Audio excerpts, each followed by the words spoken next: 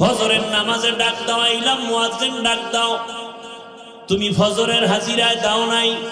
আমি আল্লাহ আবার বেজার না হইয়া জোহরে ডাক দেয়ালাম, মুয়াজ্জিন ডাকে আসো, হাইয়া আলাল ফালাহ। জোহরের হাজিরায় তুমি যাও নাই রে গোলাম। আসরে আবার ডাক দেয়া হলো, তুমি যাও নাই। মাগরিবে আবার ডাক দেয়া হলো, যাও নাই।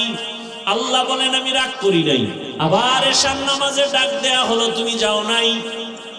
তোমার ব্যবসা বন্ধ করতে বলি নাই, চাকরি বন্ধ করতে বলি নাই, লেখাপড়া বন্ধ করতে বলি নাই, সব ঠিক রেখে 5 বেলার হাজিরা দাও।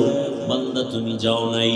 আমি আল্লাহ তোমার উপরে রাগ না, বরং তুমি আমার হাজিরায় না গিয়া আরো কত বাজে মন্তব্য করে চলো। নিজেও নামাজ পড়ো না, নামাজ পড়নেওয়ালাকেও পছন্দ করো না, নিজেও